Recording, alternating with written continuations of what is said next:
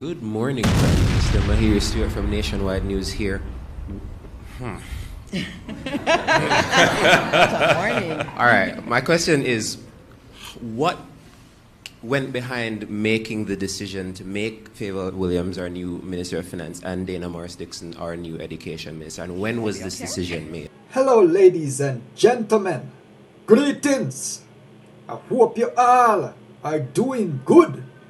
Hope you all are doing great. So your boy here come across this one wherein Andrew Holiness in a me big debate. So guys, this one is gonna be really a warm and interesting one.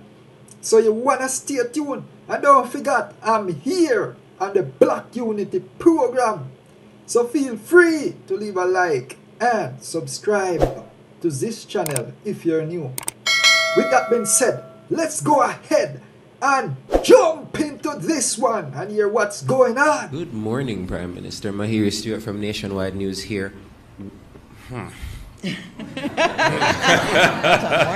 All right, my question is, what went behind making the decision to make Favour Williams our new Minister of Finance and Dana Morris-Dixon our new Education Minister, and when was this decision made?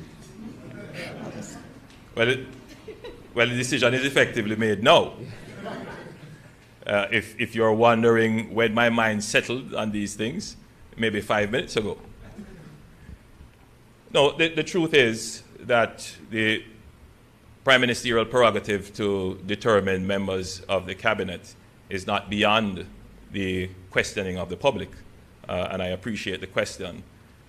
Minister Favour Williams, you will recall, was actually a minister in the Ministry of Finance.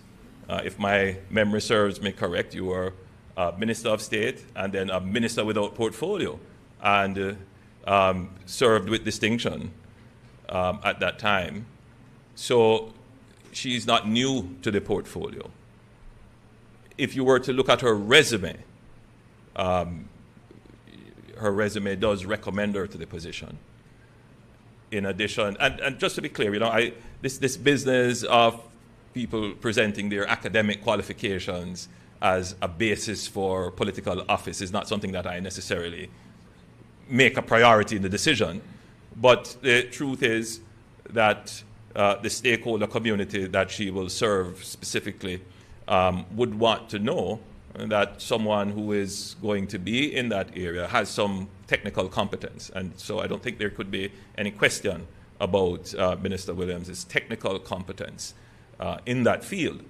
But more than that, she also has practical experience. She worked in the financial sector for many years. She is a business person and has the experience of starting her own business, and therefore she would understand quite a bit about business. Now, just to be clear, the Ministry of Finance is not only about business.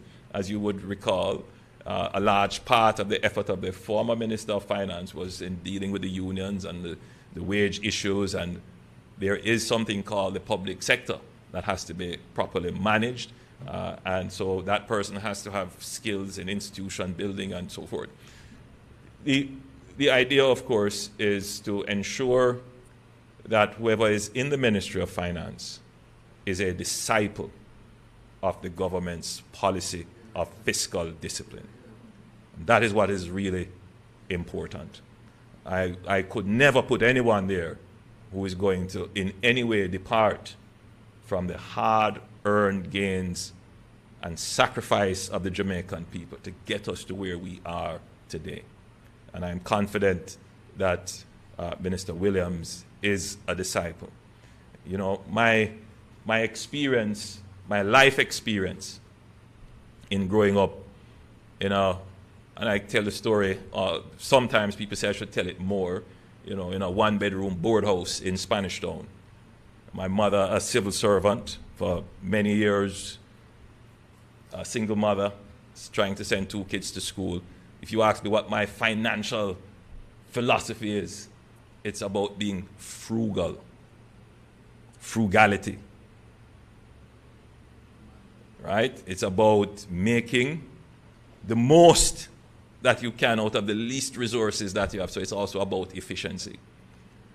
And we never borrowed. I don't like debt.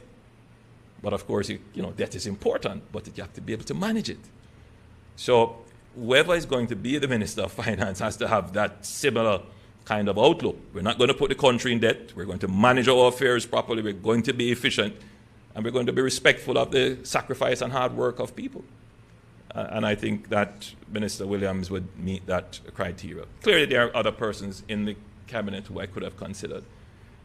So the decision would also be on the basis of what would be the least disruptive to the operations of the government. And if I were to start to move the ministers around too often, projects that they have started, that they need to see through, things that are important to achieve, that could be disrupted and it could set the government behind. So clearly we look at competence, we look at the fit for purpose, but we also look at the overall operations of the government to make sure it is seamless. We don't necessarily analyze the government's operation in an accurate way all the time. And the truth is that this administration has been probably the most stable administration we have had in the history of Jamaica. We have managed to make massive changes. Seamless, don't skip a beat, without disruption. And that can only inure to the benefit of the people of the country. So stability is an important part of any decision that we are going to make. And I'm certain that this decision will inure to the stability and continuity of government. But bear in mind what I have said and take it seriously. The government is engineering a pivot towards accelerated growth. It's a pivot towards an aggressive pursuit of growth. And believe me when I say we're going to be vicious in that regard. We have conquered the fiscal issues. Now it's time to conquer the growth issues. Thank you, Prime Minister. Very important intervention. We have two other questions. May I just acknowledge the presence of the Deputy Prime Minister, who is also here with us, Dr. Horace Chang. And I'm sure that many persons online are saying that the historical value of the moment is also not lost. Minister Williams being the first female, full female, how could I forget to mention that? Minister of Finance. All right. And the Gleaner now has the floor. But it's important to know that the decision was not made on that basis. Good morning, Prime Minister. Sashana Small from the Gleaner. Prime Minister, there was some speculation that you were, in fact, considering taking this post as well. Is there any truth to that? I want you to, you see, this is a challenge I'm having sometimes when I read the commentary. How does a speculation become a truth? Look, I've seen this argument about the possibility of me taking over the Ministry of Finance. It is always in my purview as Prime Minister to take over any ministry I choose. Then there is this issue of conflict of interest. I mean, just think about it. All the ministers are accountable to me in any event.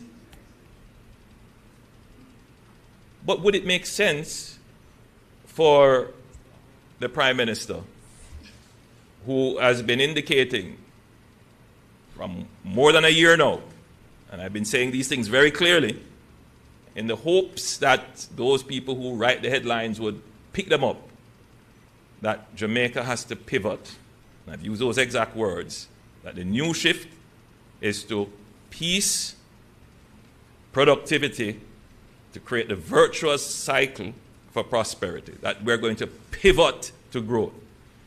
Would it make sense that I am going to then take on the Ministry of Finance when the pivot now has to be growth? And would it also make sense for me to add an additional burden if I didn't give up the Ministry of Economic Growth and Job Creation to the already very substantial portfolio that I lead. I think people forget that I am a minister. I function like all the other ministers, and I have the largest ministry that is delivering the jobs, the infrastructure, the environmental protection, the housing, which is moving rapidly. Yes, I am a minister, and I function as a minister, in addition to doing the job of the Prime Minister. I'm not going to take on any more specific burdens right now, especially when the focus now shifts to really cranking up the growth agenda. And the growth agenda has several elements to it. A critical element which we have laid the groundwork for when we put in place a commission to do a review of the education sector is education. That's a critical element to the growth agenda. Believe it or not, the greatest constraint to growth at this moment is labor. We don't have enough, and we have underemployment of labor as well, and we don't have enough skills to drive growth. So this issue of human capital development requires laser-like attention. So that is where my energy and focus is going to be, along with the newly appointed Minister of Education and Skills. And then another constraint on our growth boundary is bureaucracy. So we are going to have to pivot now to look at the ease of doing business. Put it another way, the cost of doing business in Jamaica. All the processes and the red tape and all the institutions that we have put on, that have put on more regulation that is just slowing down and hampering business. We have to cut out all of those things now. And then we also must now look at being in an aggressive posture to take advantage of economic opportunities that may arise. And then we must also adopt another posture of creating new industries. And the Ministry of Economic Growth and Job Creation will play a pivotal role in the creation of new industries. In fact, the Office of the Prime Minister will play that coordinating role. So there is a job of work to be done, which is slightly different from the work that we have focused on in our last two administrations, which is to get the fiscal arrangements of the economy right, to get the economy stable, to get the economy to a level of resilience where it can respond and recover quickly. And I think we have settled that. Now let's shift now to the other agenda. And in all of that, we cannot forget the most important thing, which is the pain points, the suffering of the people of Jamaica. That, you know, it's one thing to drive on the fancy highways that we have built, but when you come off them and then you have to be rocking in the pothole-filled roads, you're upset. We understand. We get it. But we are not going to be like other governments who tell you that, we're going to do it and can't do it. If it's one thing you can know about this government, if we tell you we're going to do it, it's going to get done, because we have figured out the way to make sure that whatever we say, we back it up with resources. We understand that care is about saying you care, but care is also about showing you care. So yes, we get criticized because we don't say we care enough, but we do show that we care. And so you're going to get the government that does both. We're going to tell you we care, and that's the populism that any government can give you. But we're going to show you we care by managing the economy well and getting the resources to spend on the challenges that you face. So when we are making much about the new buses that we have bought, That's a tangible way to show we care. And we're going to expand that right across Jamaica. And we're going to help people with transportation to reduce the cost of living that they face. When we talk about caring in healthcare, Minister Tufton was here, we're going to be spending quite a bit of resources in healthcare to show that we really care. We are actually very focused on putting back the care in healthcare. Anyway, I'm giving you a speech you didn't ask for. Ladies and gentlemen, I Prime Minister, we so did much. promise one final question, Sure. so if we could, and of course we thank our broadcasters who are now broadcasting live, having heard your announcement. Kalisha. Thank you. Kalisha Williams, Television Jamaica. I have two questions, Mr. Holiness, one for you and one for Minister Williams. You announced a by-election for South Trelawney. Can you say who will be your party's candidate for that division? I am hearing on the ground that it may, the constituency, sorry, that the former Member of Parliament, Marisa Dalrymple-Philibert, may be making a comeback. Can you say, if yes, why is she making a comeback after resigning? And also, why did you wait so long to announce a by-election for that constituency? And for Minister Williams, big post as Finance Minister, what will be your first priority? Thank you. Yes, so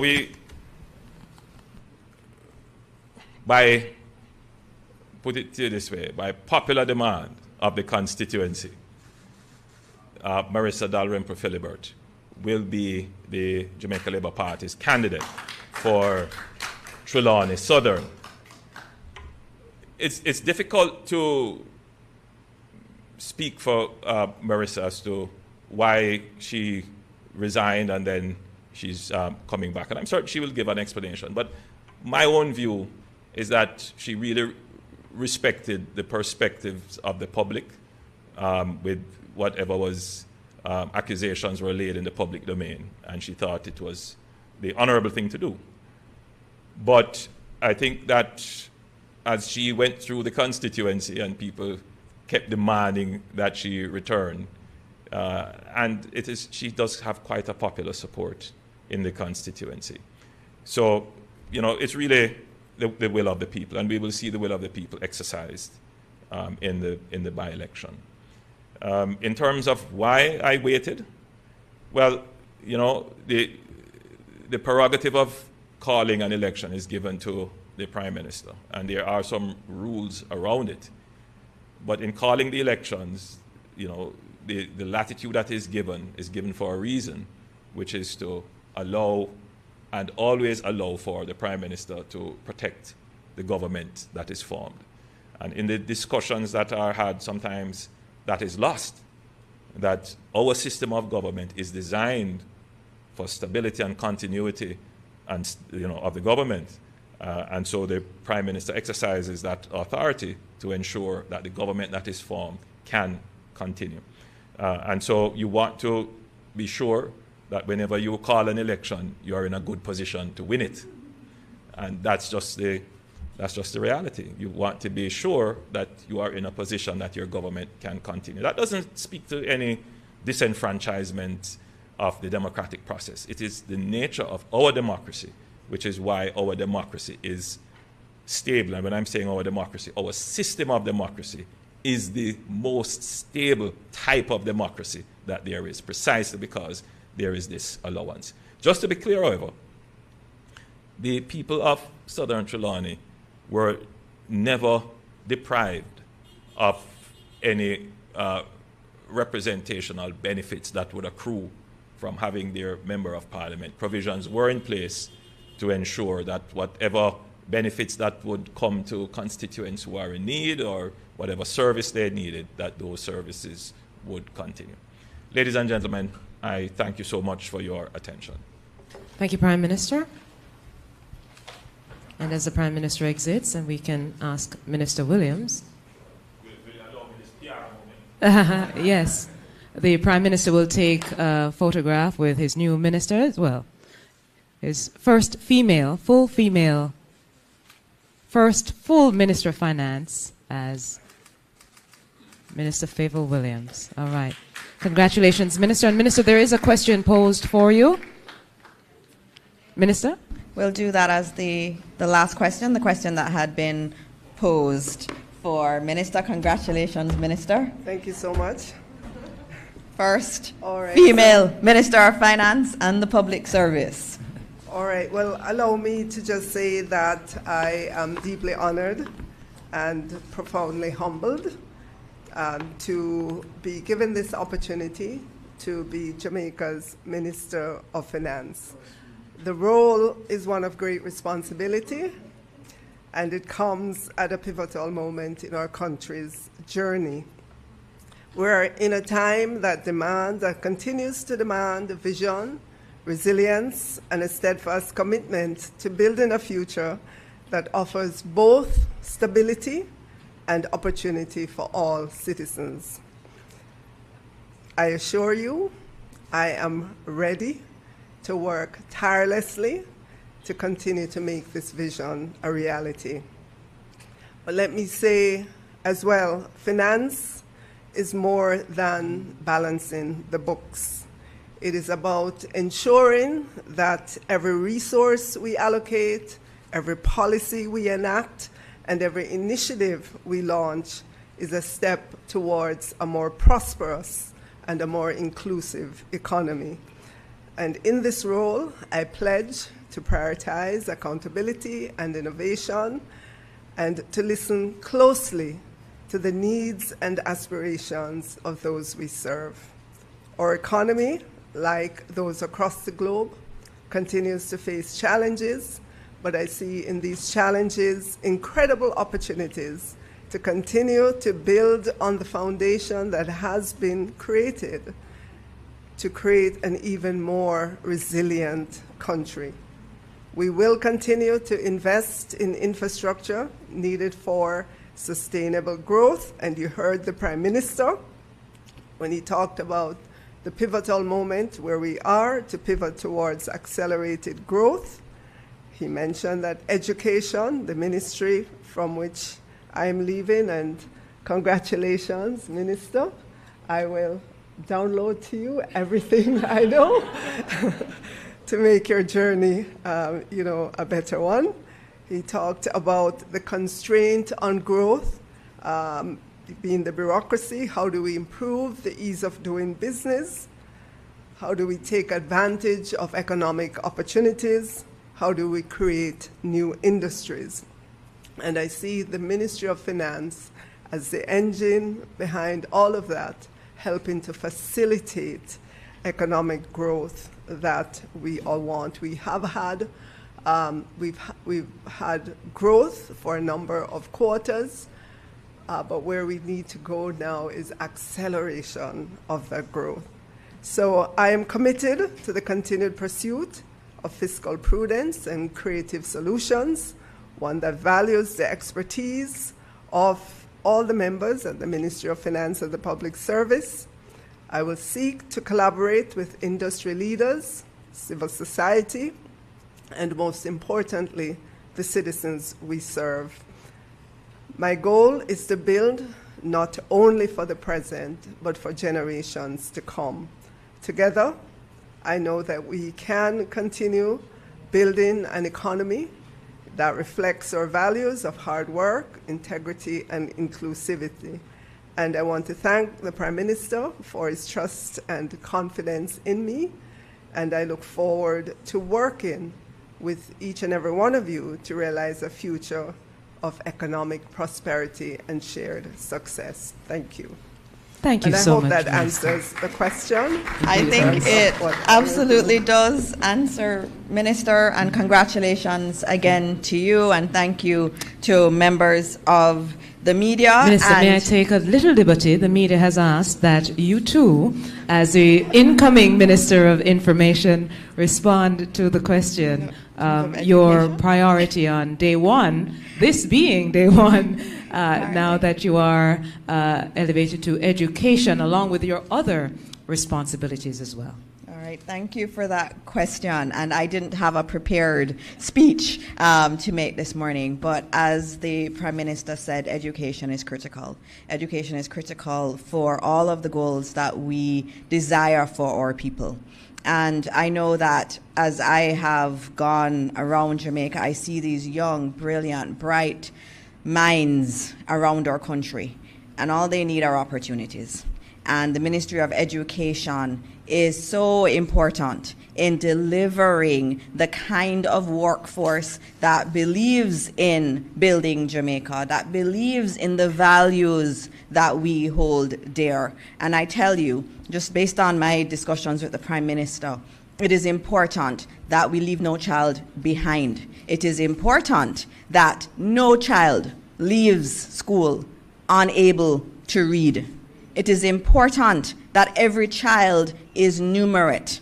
And for a long time, we've not really been able to achieve that. But the Jamaica of the future that we need demands that we put the resources into our beautiful children, because the future of Jamaica rests in their hands. And the work that we will do is going to be central to getting that workforce that can take us forward. This morning we spoke about artificial intelligence. That's a whole different world that we're talking about. And our children have to feel that they are empowered to be leaders in this area and any other area that they want. And it's important that we give them that equal opportunity. I know in my own life, education has been the reason that I'm standing here, because I got the best education that Jamaica has to offer. My goal is that ultimately every child will be able to get the kind of education that I was able to get, and that it will not just be for the purview of a few. And so, without my prepared remarks, that's what I will say this morning. And I mean, this is an interesting way to know what your new role is. Apparently, I am still Minister of Information, so I will see you at the next post-cabinet press briefing that will be called. Thank you all for coming, and God bless you, and God bless Jamaica, land we love. Being over. So my people, this one was indeed a warm and interesting one. So feel free to leave your honest comment down in the comment section. And also your own opinion.